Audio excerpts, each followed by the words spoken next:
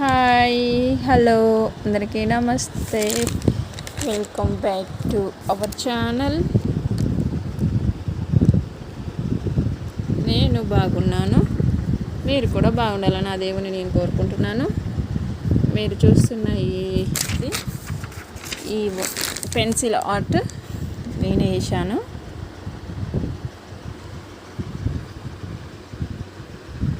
ఎలా ఉంది ఫ్రెండ్స్, బాగుందా?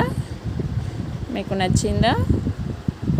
నేను చదువుకునేటప్పుడు ఈ పెయింట్ని అయితే పెన్సిల్తో ఈ ఆర్ట్ని అయితే వేయడం అయితే జరిగింది.